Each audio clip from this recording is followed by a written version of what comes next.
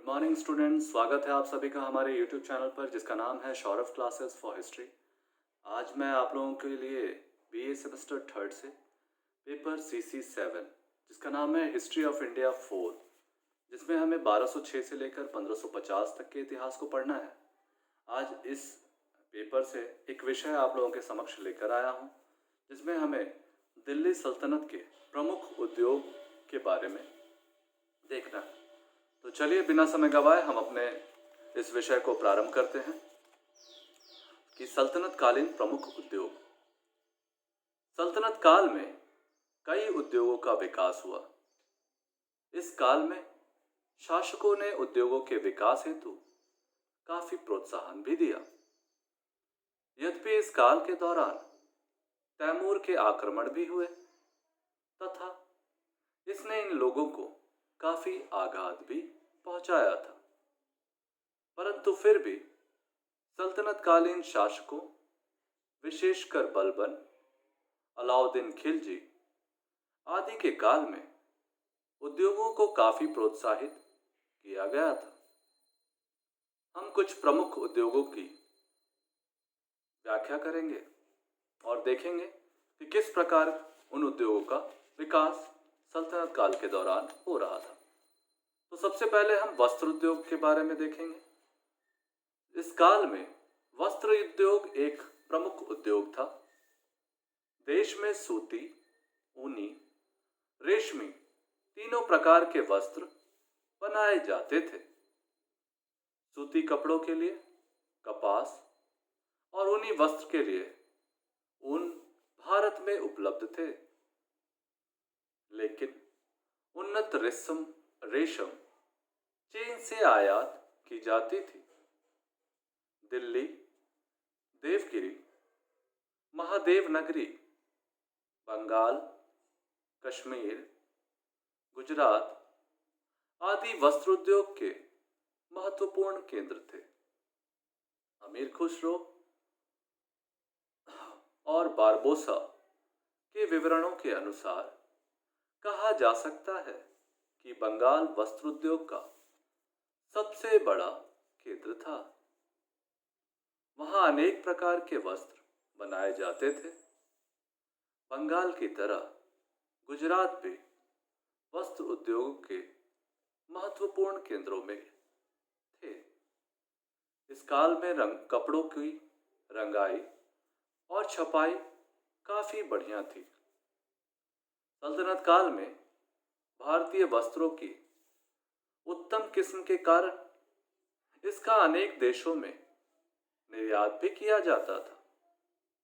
खाड़ी के देशों में भारत में बने हुए सूती कपड़ों को पहना जाता था।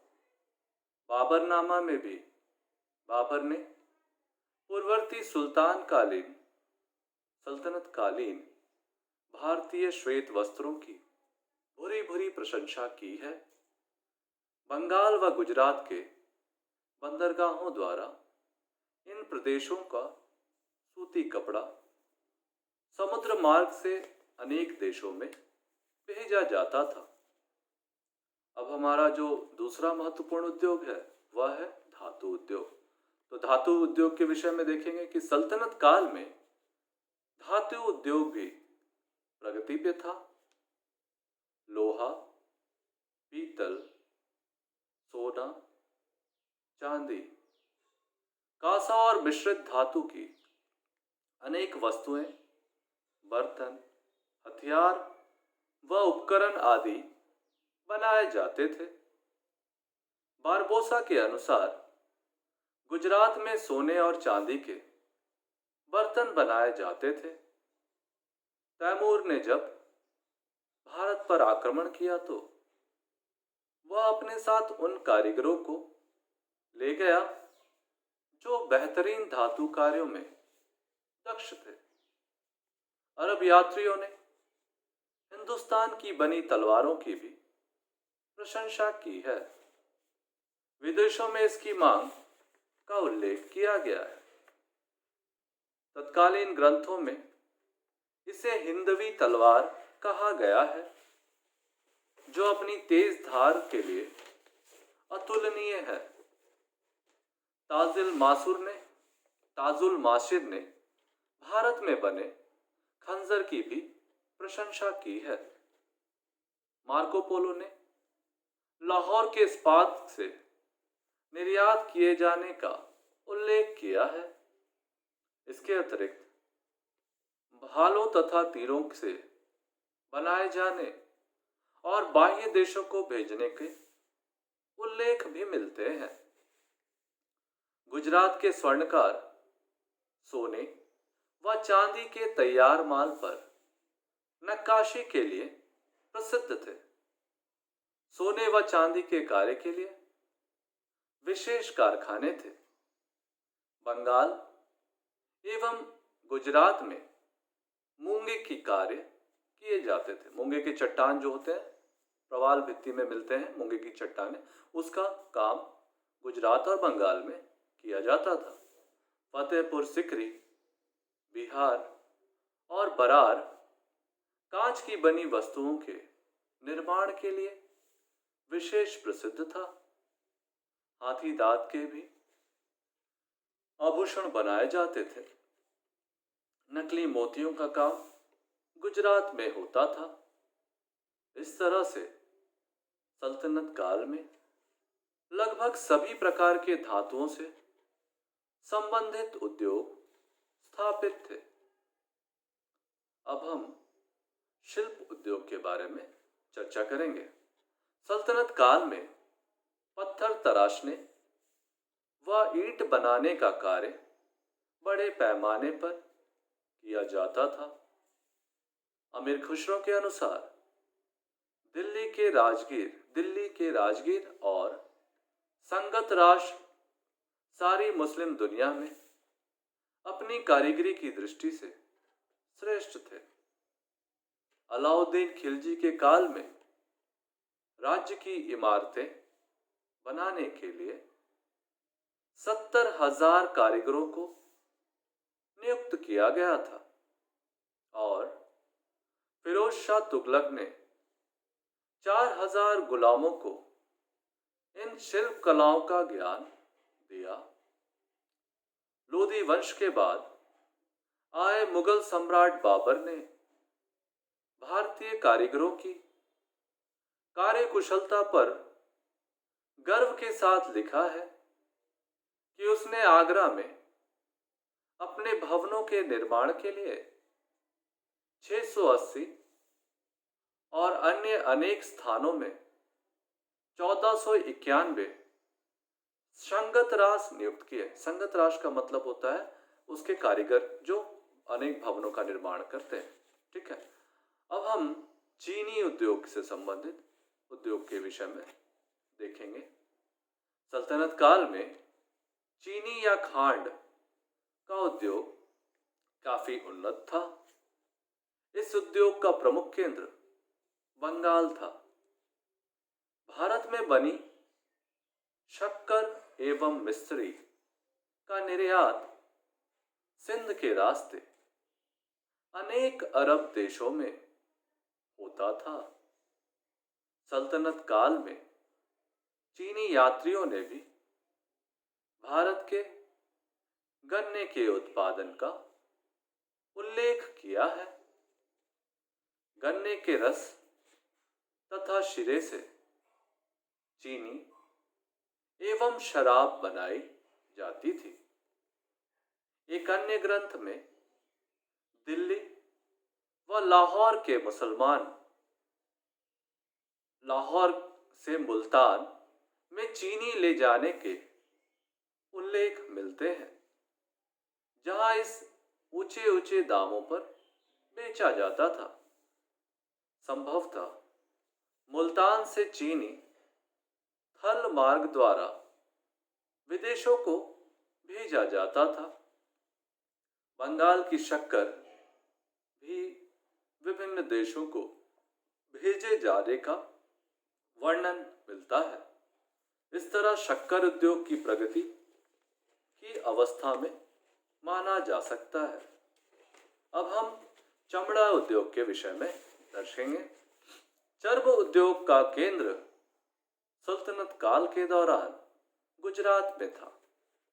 चमड़े का काम चमार जाति के अधिकार में होता था।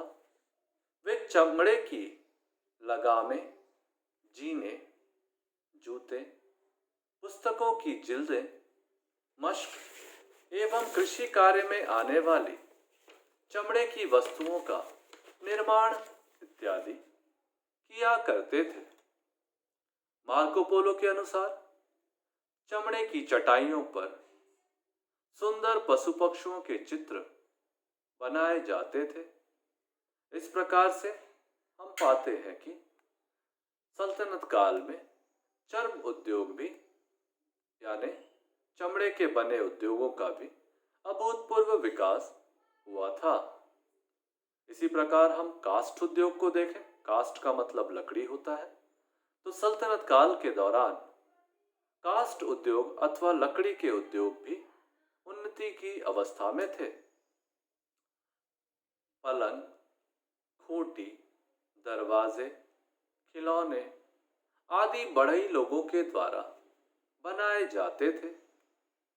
लकड़ी की निर्मित वस्तुओं की मांग सल्तनत युग में काफी अधिक थी। इस कारण इस उद्योग को भी पर्याप्त प्रोत्साहन मिला और काष्ठ उद्योग काफी विकसित हुआ था। अब हम कागज उद्योग के बारे में विचार रखेंगे। सल्तनत काल में कागज उद्योग के लिए दिल्ली एवं गुजरात प्रसिद्ध थे। कागज विशेष रूप से सरकारी कार्य एवं पुस्तकों के लिखने के लिए प्रयोग किए जाते थे। बंगाल में सफेद कागज बनाए जाते थे। निकोली काउंटी कागज के उपयोग का वर्णन करते हैं अपनी रचनाओं में। अमीर खुसरो के अनुसार दिल्ली के सभी शासक कागजों का उपयोग करते थे। इसका उत्पादन आवश्यकता से अधिक होता था तथा इसका निर्यात भी अन्य देशों को किया जाता था।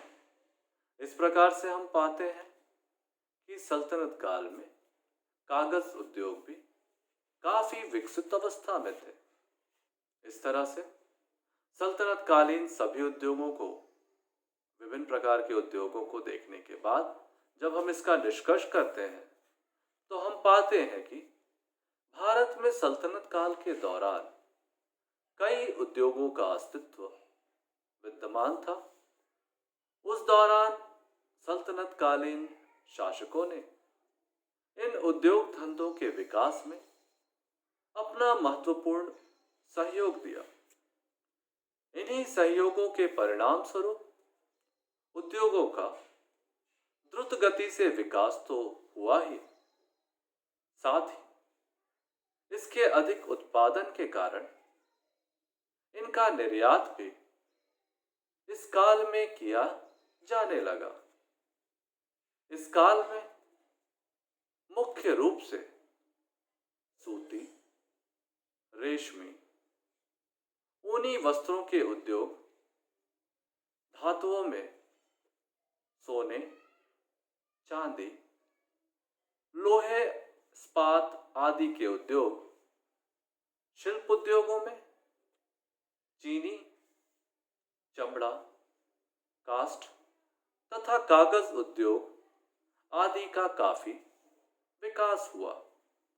इस काल के उद्योगों के विकास के साथ साथ कई औद्योगिक संघों की भी स्थापना की गई, जो कि उनकी जातियों एवं वंशानुक्रम पर आधारित होती थी। तो कुल मिलाकर हम अपने इस विषय को यहाँ देखते हैं कि सल्तनत काल में जो उद्योग धंधों का विकास हुआ उसके पीछे मूल रूप से तुर्की शासकों के आगमन से जोड़कर हम देख सकते हैं। दरअसल तुर्कों के भारत में आगमन से पूर्व यहाँ की जो सभ्यता थी वो नगरीय नहीं थी, वह मूलतः ग्रामीण थी। लेकिन जब तुर्कों का भारत में आगमन हुआ तो उन्होंने नगरों के विकास पर प्राथमिकता दी और नगरों के विकास के साथ साथ जाति व्यवस्था पर आधारित समाज को तोड़कर उसने सभी जाति के लोगों को नगरों में बसने और कारखानों में काम करने की इजाजत दी, जिसके फलस्वरूप अनेक उद्योग धंधों की स्थापना की गई और आबादी का संकेंद्रण एक सघन क्षेत्र में विस्तृत होता चला गया। इसके बाद उद्योगों को विकास को प्रोत्साहन मिला और सल्तनतकालीन शासकों के प्रश्रय के कारण इन उद्योग धंधों का अभूतपूर्व विकास हुआ। इस प्रकार से हम इस विषय को यहाँ समाप्त करेंगे। हमें उम्मीद है कि आपको यह विषय अच्छा लगा होगा और यदि आपके मन में इस विषय से संबंधित कोई सवाल या आशंका हो तो आप हमें अपने कमेंट सेक्शन में मुझे अपने सवाल भेज सकते हैं। हम आपके प्रश्नों का उत्तर यथाशीघ्र देने का प्रयत्न करेंगे। तो आज के लिए बस इतना ही। हम अगले क्लास में फिर से एक नए विषय के साथ हाजिर होंगे। तब तक के लिए धन्यवाद।